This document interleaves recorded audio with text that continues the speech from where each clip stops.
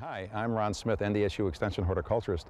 In our continuation of fall preparation going into the winter, we want to talk about lawns today and the final treatment of the lawn for getting it ready for the winter and obviously for next spring. And one of the things we want to do is we want to lower the mowing height of our lawnmower over what we've been mowing all season long. Ideally, we should have been mowing at about 3 inches in height.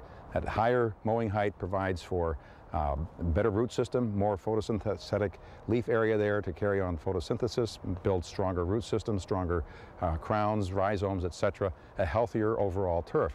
Well, now at the end of October here, roughly from the middle of October to the end of October is a good time to do this final mowing. So we want to drop the mower a good inch or so, a couple of notches on the mower blade, on the mower wheels, and then this time, normally we don't bag the clippings, but this time of the year we want to go ahead and bag it, because by bagging the clippings we're removing a food source from the pathogens that are going to be harbored in our soils. They're there all the time. All we're doing is giving them the right opportunity to go ahead and proliferate if we leave this much food source behind. That's pink snow mold and gray snow mold. So if we can go ahead and remove the grass clippings at the time of this mowing, we'll have fewer incidences of snow mold the following spring. So let's get started down here. We had the mower at this point right here, this nice high point, that's 3 inches. And we check that out on a paved surface like we're on right now. And we've lowered it down a couple of notches here to this point where we'll get a good pickup of the grass and what few leaves remain at this time of the year. Then we'll recycle those grass clippings into the community recycling bins. We're ready to start on that and get going with our mowing. First of all, we're going to prime the mower here. And then this is an electric start mower. So with a little bit of luck, it should start right up.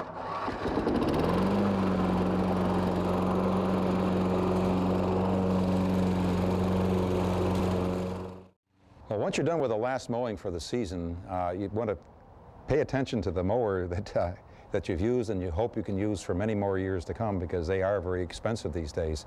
And a little bit of care will go a long way in maintaining this mower. First thing you want to do would be to drain the gas out, get the gas out as much as you can by running the mower out of gas. That's one way. Another way would be to go ahead and actually physically drain the lines yourself. That is not as effective. And then the third way would be to go ahead and add a gas stabilizer to the gas that you want to keep in there. And it's suggested that you get the gas tank filled up with the stabilizer in it, and that'll keep the gas fresh and ready to go ahead and go for the next spring, giving you a quicker start and better performance of your engine. One of the last things you want to do would be to get the blade sharpened and the oil changed for next year. And so as you get rid of the mower or get done with your last mowing, take the blade off, or you can take it down to a dealer. If you don't want to do change the oil yourself or take the blade off yourself, take it to a local dealer. They will then go ahead and remove the blade, change the oil for you, get the thing tuned up for next spring, and you'll be able to start it up without any trouble the following spring and have your mower in good shape for that growing season. Although it seems ridiculous to be talking about snow removal in late October, it's a good idea to get your snowblower prepared for the oncoming winter months. We don't use a snowblower as often, at least I hope we don't use a snowblower as often as we do our lawnmower. So the snowblower is going to have some particular attention paid to it. If it sits all summer and it sits through, say, most of the winter with very little activity, the gas is going to have a tendency to get old and stale. And that's where a gas or a fuel stabilizer would come in handy.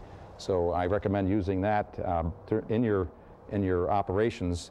And then certainly once a season, have the oil changed, because during the summer and winter months when it's sitting there, it has a tendency to have some condensation accumulate in the engine, and that condensation can dilute the oil and create problems, shortening the longevity of these wonderful machines.